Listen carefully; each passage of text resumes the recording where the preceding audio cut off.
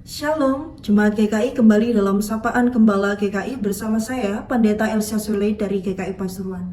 Sebelum bersama kita merenungkan firman Tuhan, mari kita bersatu hati di dalam doa. Ya Tuhan, ya Allah Bapa, dalam hidup kami, ada banyak sekali cara Engkau dapat menolong dan memimpin kami. Itulah yang kami yakini, Engkau menolong kami di dalam kami belajar dan juga merenungkan firman Tuhan. Inilah kesediaan hati dan diri kami untuk diproses dan dibentuk. Di dalam nama Tuhan Yesus kami berdoa. Amin. Bapak Ibu Saudara yang kasih Tuhan, bacaan kita hari ini diambil dari Galatia pasal 2 ayatnya yang ke-20. Saya akan bacakan untuk kita semua. Galatia pasal 2 ayatnya yang ke-20. Namun aku hidup, tetapi bukan lagi aku sendiri yang hidup, melainkan Kristus yang hidup di dalam aku. Hidup yang sekarang aku hidupi secara jasmani adalah hidup oleh iman dalam Anak Allah yang telah mengasihi aku dan menyerahkan dirinya untuk aku. Bapak Ibu Saudara yang kasih Tuhan, pernahkah mendengar kata ini? Menyala bambu. Ya, kata ini adalah sebuah kata yang sering kali muncul di dalam komen-komen ketika seseorang membagikan atau memposting sesuatu di media sosialnya. Beberapa bulan yang lalu kata ini cukup populer, menyala abangku. Sebuah kata yang mengungkapkan tentang kekaguman atau sebuah pujian terhadap seseorang yang memiliki prestasi ataupun menyuarakan kebenaran-kebenaran yang ada. Pada dasarnya, ini adalah sebuah ungkapan pujian. Ungkapan pujian untuk memberikan rasa hormat. Nah, tapi mari kita lihat dari sudut bagaimana seseorang dapat dikatakan sebagai orang yang menyala.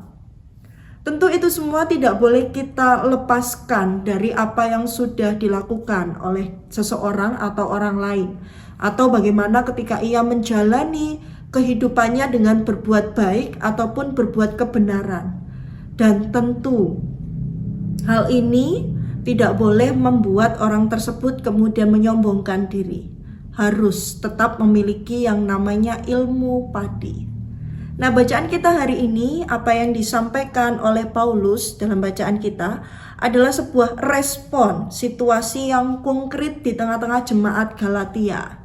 Bukannya hidup dengan menyala, mereka malahan meredupkan nyala kasih Kristus, terang Kristus di dalam kehidupan mereka. Mereka hidup tidak di dalam kebenaran. Salah satunya dalam ayat 11-14 berbicara tentang bagaimana mereka hidup di dalam kemunafikan.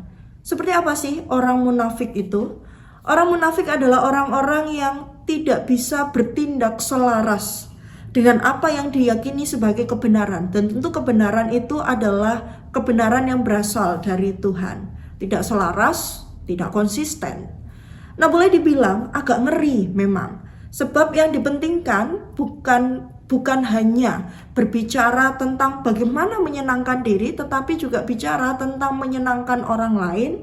Dan itu membuat kebenaran terkadang kemudian tidak dipilih atau tidak dikerjakan. Yang penting saya senang, yang penting saya selamat, yang penting orang lain senang, yang penting orang lain selamat.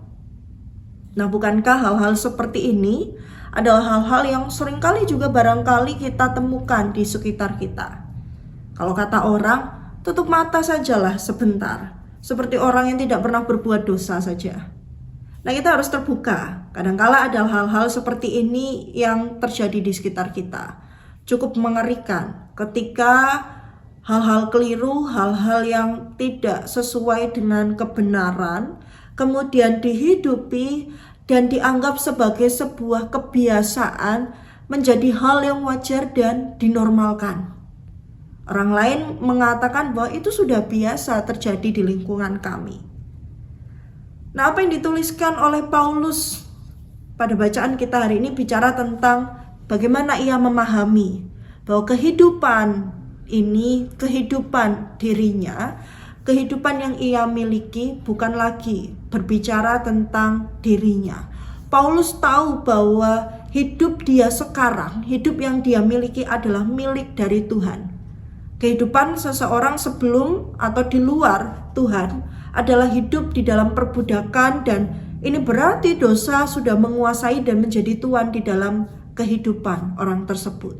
Nah, Paulus mengajarkan bahwa kebenaran adalah sesuatu yang penting, dan orang-orang mereka yang mengaku sebagai pengikut Kristus tentu harus melihat dan memandang bahwa karya penebusan Allah di kayu salib itu bukan hanya sekedar kemudian mereka dibebaskan dari dosa, tetapi juga bicara bahwa mereka menjadi milik kepunyaan Allah.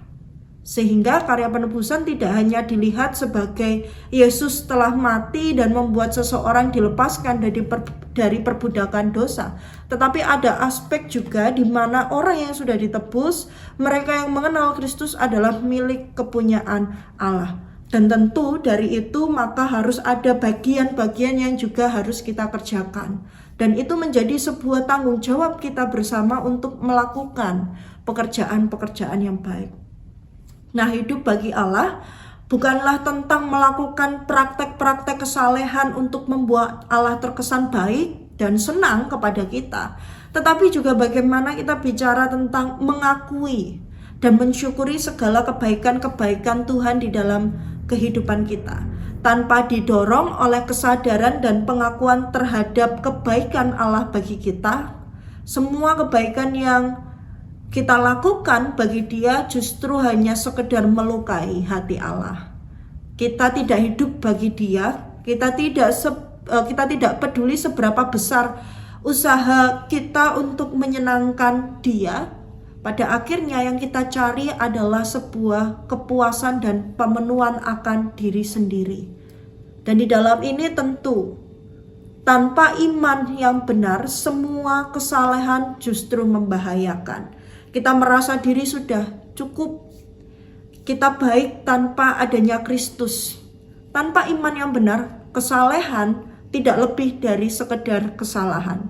Karya penebusan Kristus harusnya mendorong kita supaya kita bagaimana dapat terus-menerus mengingat dan juga merasakan dan juga menghidupi bahwa penebusan Kristus itu adalah bagian yang indah yang boleh diberikan bagi kehidupan kita.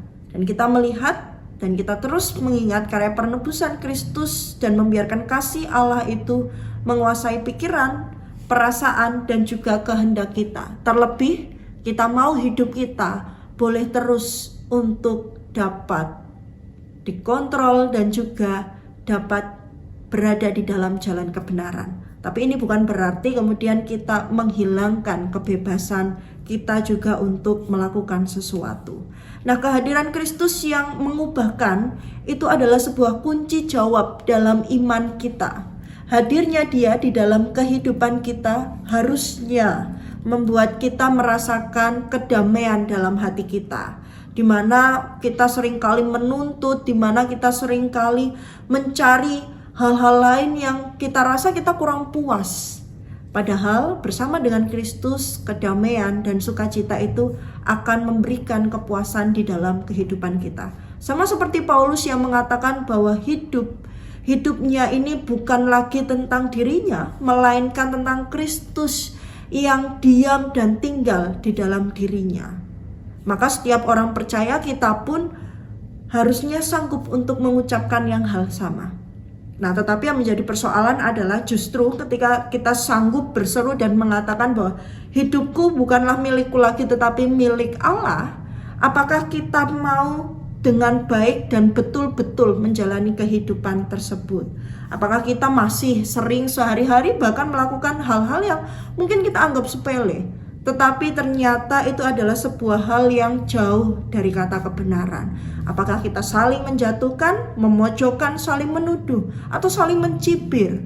Padahal seharusnya ada banyak hal yang membuat kita melakukan hal-hal yang lebih baik lagi. Seharusnya kita mulai bertanya kepada diri kita sendiri, benarkah di sini, di dalam hidupku hari ini ada Kristus? Atau aku menempatkan Kristus dalam ruang hatiku bagian yang sangat kecil dan tidak membiarkan Dia untuk melakukan pekerjaan-pekerjaan di dalam hatiku dan juga di dalam kehidupanku. Hidup kita yang sekarang bukanlah milik kita, tetapi Kristus yang hidup dan tinggal di dalam kita. Sebab bersama Kristus, hidup kita akan dibuat menyala. Dan dengan nyala dari Kristus itulah kita dapat melakukan pekerjaan-pekerjaan nyata dalam hidup kita. Kiranya Tuhan yang menolong dan memampukan kita. Amin. Mari kita berdoa. Terima kasih ya Bapa untuk setiap pertolongan-Mu dan juga Engkau yang boleh terus membagikan nyala di dalam kehidupan kami. Ajarlah kami supaya kami terus memahami hidup kami bukanlah milik kami semata, tetapi biarlah hidup kami hanya untuk-Mu saja. Dan di dalam itu kami percaya Engkau berdiam di dalam kami, membuat kami menyala, dan kami membagikan nyala tersebut. Inilah doa permohonan kami dalam nama Tuhan Yesus kami telah berdoa. Penenungan kita hari ini telah selesai, sampai berjumpa di dalam sapaan gembala berikutnya.